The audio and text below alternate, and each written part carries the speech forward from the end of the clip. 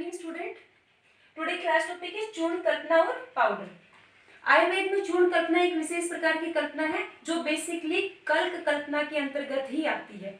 अत्यंत शुष्क द्रव्य को बिना द्रव पदार्थ मिलाए चूर्ण बनाया जाता है, या ये कह सकते हैं कि अत्यंत शुष्क द्रव्यों को बिना द्रव पदार्थ मिलाए कूट पीसकर चूर्ण का निर्माण किया जाता है, जबकि शुष्क द्रव्यों से कल्क के निर्माण के लिए द्रव पदार्थ मिलाकर पीसा जाता है।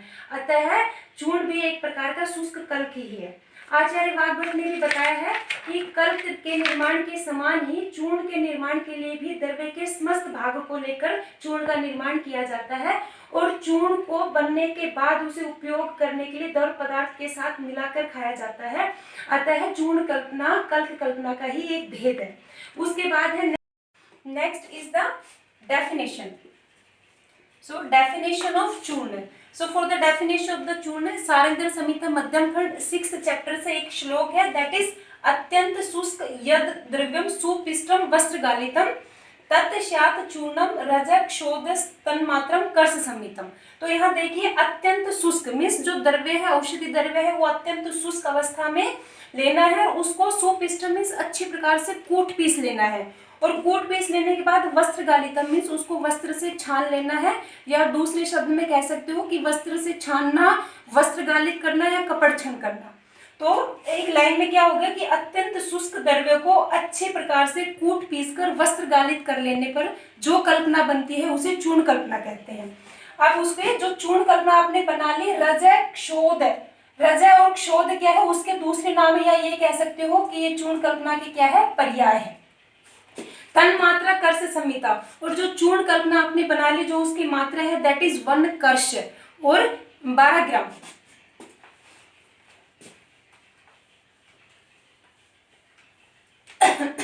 तो इस प्रकार अत्यंत शुष्क द्रव्यों को इमाम दस्ते में और उल्लू खल यंत्र में कूट पीस लेने से चूर्ण का निर्माण किया जाता है।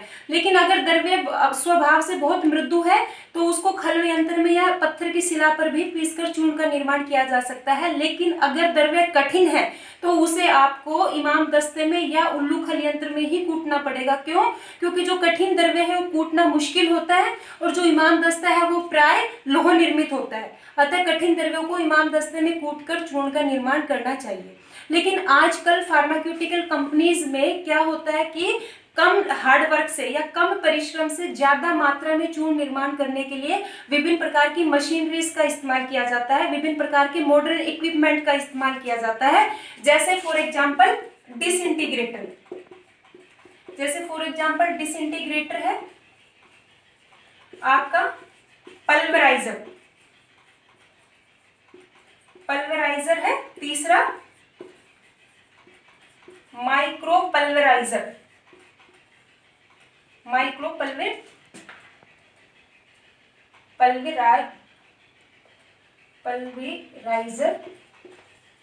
और एक है आपका ग्राइंडर, फिफ्थ आपका डिफरेंट काइंड ऑफ मील्स,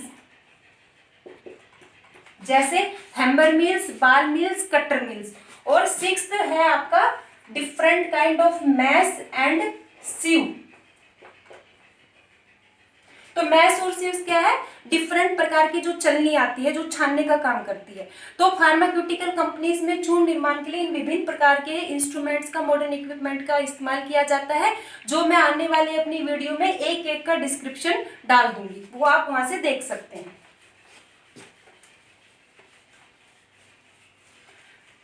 उसके बाद में है नेक्स्ट टॉपिक है चूर्ण के भेद। तो चूर्ण के भेद है, जो चूर्ण को बेसिकली दो प्रकार से कैटेगराइज किया जा सकता है। एक तो जो कैटेगरी है that is on the basis of ingredient, तो on the basis of ingredient में दो है। एक तो है आपका सिंगल मेडिसिन चूर्ण, सिंगल मेडिसिन का पाउडर, और जो दूसरा है आपका दैट इज कंपाउंड पाउडर।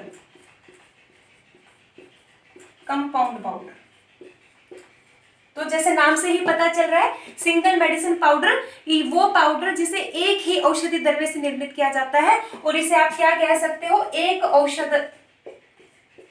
औषध चूर्ण। जैसे फॉर एग्जाम्पल आपका शतावरी है, अश्वगंधा है, तो किसी भी एक औषधि द्रव्य को कूट पीसकर चूर्ण बना लेना, that is single medicine powder और एक औषध चूर्ण। जो दूसरा है कंपाउंड पाउडर, और आप बता सकते हो मिश्रित चूर्ण। तो कोई भी ऐसा चूर्ण, कोई भी ऐसा पाउडर जो या दो से अधिक कंपोनेंट को या दो से अधिक औषधि द्रव्य को मिलाकर तैयार किया जाता है, वो है आपका कंपाउंड पाउडर और मिश्रित चूर्ण। जैसे फॉर एग्जांपल है आपका सीतोप्लादी, जैसे फॉर एग्जांपल आपका सीतोप्लादी चूर्ण है, और आपका अविपत्तिकर, तो ये कुछ है आपका हिंगवास्टिक है, लवण भास्कर चूर्ण है, ये सभी क्या है, कंपाउंड पाउडर है। तो एक तो जो क्लासिफिकेशन होगी वो होगी on the basis of the ingredient, और जो दूसरी जो क्लासिफिकेशन है that is on the basis of the fineness,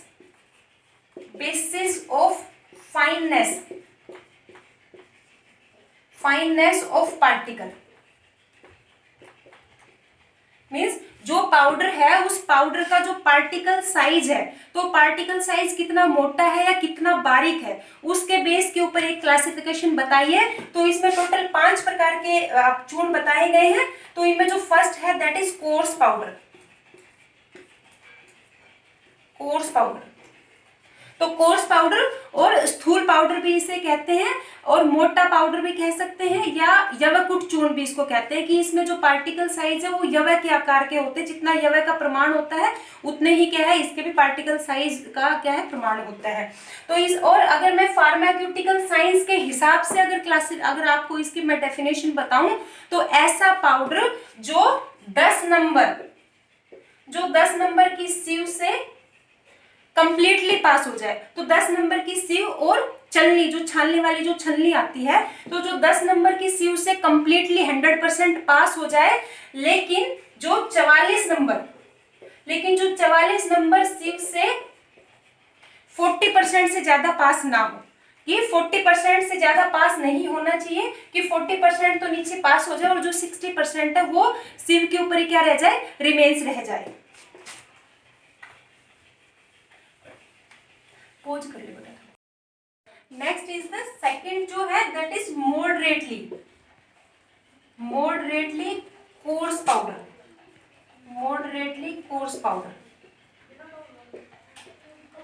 तो वह पाउडर जो 22 नंबर की सीव से 100% पास हो जाए और 60 नंबर की सीव से 40% से ज्यादा पास ना हो। तो 22 नंबर सीव और 60 नंबर सीव कि ऐसा पाउडर जो 22 नंबर सीव से तो कंप्लीटली 100% पास हो जाना चाहिए, लेकिन 60 नंबर की सीव से 40% ही पास हो, ऐसे चूर्ण को क्या बताया है, मॉडरेटली कोर्स पाउडर।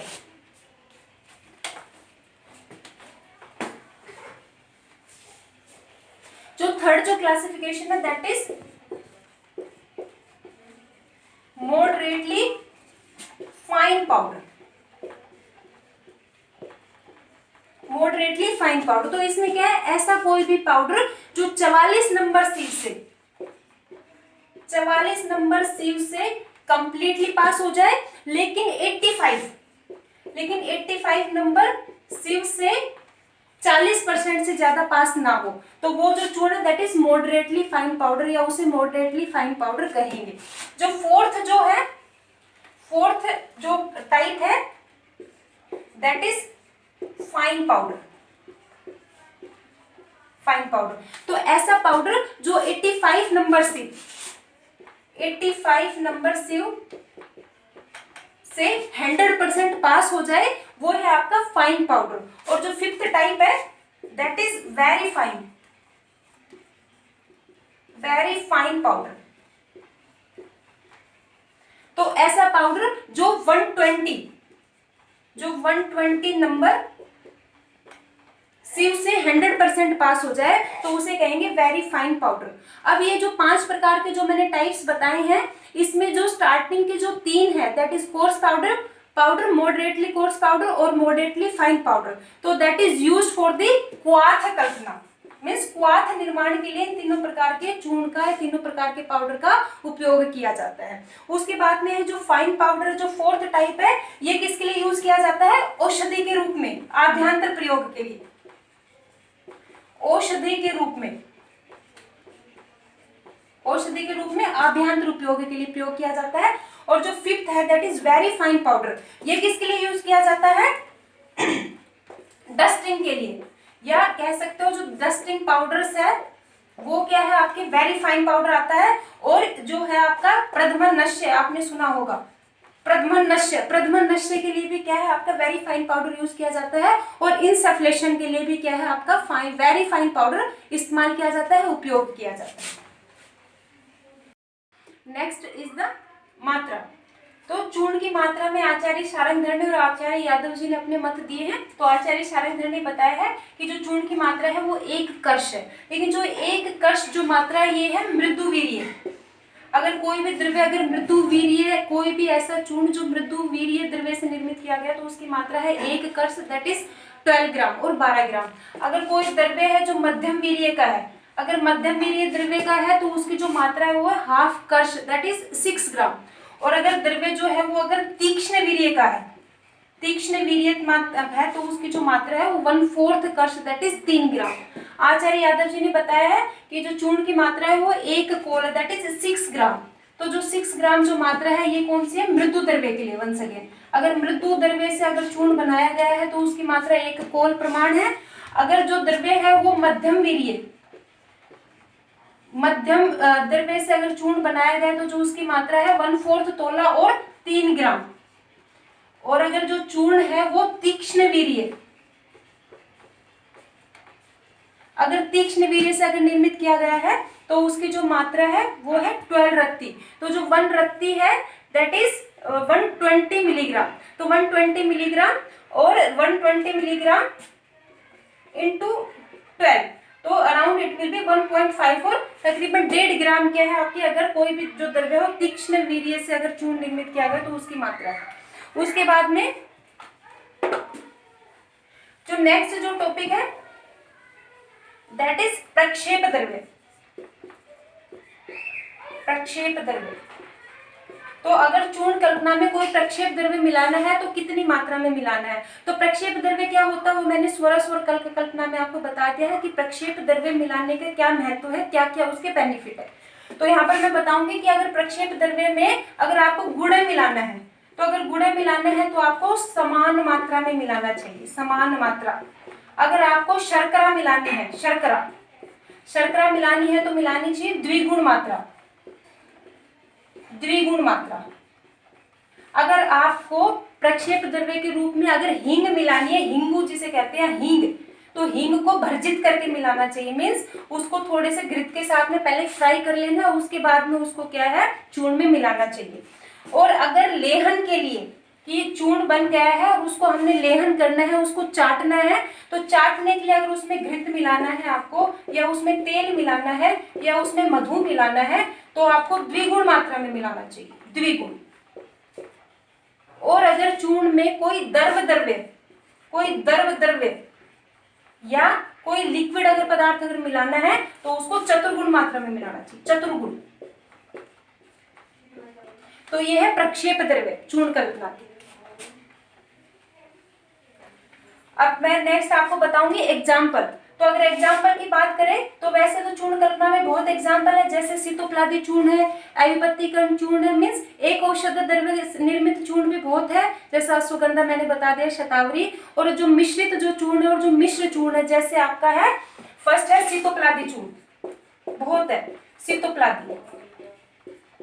अभी मैंने पहले भी बताया आपको, सीतोप्लादी है आपका, हिंगवस्त्रक है, हिंगवस्त्रक चूर्ण, Sitopaladi, Avipattikar, Lavan Bhaskar, etcetera. So there are a number of examples of churna kalpana. तो in that I will explain only one, तो एक का एक्सप्लेनेशन मैं आपको बता रही हूँ, उसके बाद में जो इनके घटक द्रव्य है वो अलग होंगे, बाकी जो सामान्य विधि है वो सभी चूर्ण की एक जैसी ही है। तो जैसे सीतोप्लादी, तो सीतोप्लादी जो चूर्ण का जो रेफरेंस है दैट इज फ्रॉम द चरक चिकित्सा स्थान। चरक चिकित्सा स्थान में 8th चैप्टर में बताया है। तो इसमें एक 2 लाइन का श्लोक है, सीतोपला तुगाक्षिरी, सीतोपला तुगाक्षिरी पिप्पली पिप्पली बहुला त्वच।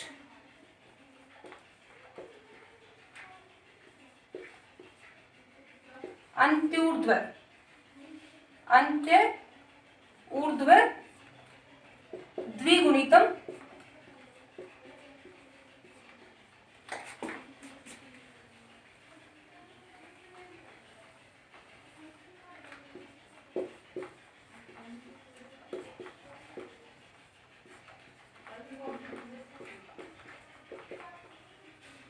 ठीक है। सीतोपला तुगाक्षिरी पिप्पली बहुला त्वच, तो इसमें 5 इंग्रेडिएंट है, सीतोपला तुगाक्षिरी पिप्पली बहुला और आपका त्वच, 5। ठीक है, तो ये पांचों है। सीतोपला इज द शर्करा, तुगाक्षिरी वंशलोचन, पिप्पली इज द पिप्पली, बहुला इज द सूक्ष्म एला और 5th one is the tvak that is dalchini. तो 5 ये आपके घटक द्रव्य है और मटेरियल्स है 5। तो ये 5 को कैसे लेना है, अंत्य ऊर्ध्व मीन्स सबसे लास्ट वाले से ऊपर की तरफ जाते हुए। तो जितना आप त्वच लेंगे उससे डबल बहुल लेना है आपको, बहुल से डबल पिप्पली, पिप्पली से डबल तुगाक्षिरी और तुगाक्षिरी से डबल आपको सीतोपला लेना है। ये बनाने के बाद में लेहन मधु सर्पीसा, इसको किसके साथ लेना चाहिए, मधु और सर्पी के साथ लेहन करना चाहिए, इसको चाटना चाहिए। ठीक है, तो घटक द्रव्य हो गया, घटक द्रव्य जो अभी ऊपर बताया है इसके घटक द्रव्य हो गए। उसके बाद में है सामान्य विधि। तो सामान्य विधि है जो मैंने अभी बताया है आपको कि सभी द्रव्यों को क्या है अच्छे प्रकार से कूट पीसकर वस्त्र से छानकर सभी द्रव्यों से क्या है चूर्ण का निर्माण करना चाहिए। उसके बाद में है इसकी मात्रा, तो मात्रा है इसकी 3 से 6 ग्राम, 3 से 6 ग्राम। तो वैसे तो अभी मैंने मात्रा आपको बताई है 2 आचार्यों के अनुसार, एक तो आचार्य सारंगधर के अनुसार बताई है, एक आचार्य यादव जी के अकॉर्डिंग बताई है। लेकिन जो आजकल जो सामान्य मात्रा है चूर्ण की वो 3 से 6 ग्राम है, जो बहुत प्रचलित है। इसलिए सभी चूर्ण की जो सामान्य मात्रा के अनुसार ही उसको क्या है दिया जाता है। तो ये जो मात्रा है 3 से 6 ग्राम ये सामान्य मात्रा है चूर्ण की जो आजकल व्यवहार में प्रचलित है। इसके अलावा इसके बाद है इसका अनुपान। तो अनुपान आ गया है इसमें कि मधु और सर्पी के साथ में आपको उसको क्या करना चाहिए, उपयोग करना चाहिए। और उसके बाद में है नेक्स्ट दैट इज उपयोग। तो उपयोग है जो सीतोप्लादी चूर्ण है ये स्पेशली आपका क्षय और आपका कास, श्वास, अग्निमंद, ज्वर, इन सभी में क्या है आपका सीतोप्लादी चूर्ण इंडिकेटेड है या इनका उपयोग है, या ये कह सकते हो थेरेपेटिक यूजेस ऑफ सीतोप्लादी चूर्ण। तो ये सभी क्या है थेरेपेटिक यूज है। उसके बाद में है एक सावधानी, सावधानी और सावधानी में मैं बताऊं कि चूर्ण का निर्माण करते समय हमें क्या क्या सावधानी रखनी चाहिए। तो एक तो सर्वप्रथम ये है कि जो चूर्ण का निर्माण है वो करते वक्त जो हमें औषधि द्रव्य लेना है वो अत्यंत शुष्क होना चाहिए। क्यों? क्योंकि अगर उसमें मॉइस्चर होगा, नमी होगी तो उसको अच्छी प्रकार से कूटा पीसा नहीं जा सकता है। जो दूसरी एक विशेष सावधानी वो ये है कि अगर आप कोई भी पाउडर बना रहे हो जिसके अंदर 2 या 2 से अधिक आपने द्रव्य उपयोग किए हैं या द्रव्यों का प्रयोग जिसमें बताया गया है, तो उसमें सर्वप्रथम सभी द्रव्यों को अलग अलग कूटना है और अलग अलग कूटने के बाद लास्ट में उन सभी को क्या है अच्छी प्रकार से मिला लेना है। जो तीसरी सावधानी है वो ये है कि चूर्ण कल्पना को वर्षा ऋतु में निर्मित नहीं करना चाहिए, क्योंकि वर्षा ऋतु में इन्वायरमेंट में नमी होती है जिसकी वजह से चूर्ण खराब हो जाते हैं। और एक सावधानी ये लेनी चाहिए कि चूर्ण बनाते समय अपने मुंह को या अपने नाक को अच्छे प्रकार से कवर कर लेना चाहिए। क्यों? क्योंकि चूर्ण बनाते समय जो डस्ट पार्टिकल होते हैं दैट में create some problem in your respiratory system. और एक लास्ट जो प्रिकॉशंस है वो ये है कि चूर्ण बनाने के बाद में चूर्ण को अच्छी प्रकार से एयर टाइट पात्र के अंदर, कि जिसके अंदर हवा ना जा सके, ऐसे पात्र में रखना चाहिए। क्यों? क्योंकि जो चूर्ण है वो इन्वायरमेंटल नमी की वजह से, मॉइस्चर की वजह से खराब हो जाते हैं। तो ये कुछ सावधानी है जो आपको चूर्ण बनाते वक्त लेनी चाहिए। और एक लास्ट है, दैट इज उपयोग, कि आपने चूर्ण बना लिया, अब उस चूर्ण को आप उपयोग कहाँ कहाँ करेंगे। तो एक तो सर्वप्रथम तो है चूर्ण औषधि के रूप में, कि आपने चूर्ण बनाया है तो उसको आप औषधि के रूप में क्या करेंगे, उपयोग करेंगे व्याधि के नाश के लिए। जो दूसरा एक स्पेसिफिक जो उपयोग है चूर्ण कल्पना का, वो ये है कि चूर्ण कल्पना विभिन्न प्रकार की कल्पना निर्माण के लिए उपयोग की जाती है। जैसे फॉर एग्जाम्पल आपका शुष्क कल्क, आप क्वाथ, हिमर, फांट, स्नेह, स्नेह कल्पना, आस्वारिष्ट एक्सेट्रा। मीन्स शुष्क कल्प के निर्माण के लिए, क्वाथ कल्पना के निर्माण के लिए, हिम कल्पना के लिए, फांट कल्पना के निर्माण के लिए, स्नेह कल्पना दैट इज मेडिकेटेड घृत और ऑयल्स, और आस्वारिष्ट, इन सभी के निर्माण के लिए चूर्ण कल्पना को बेस यूज किया जाता है। चूर्ण कल्पना को इन सभी के लिए इस्तेमाल किया जाता है। So with this lecture has been completed. Thank you.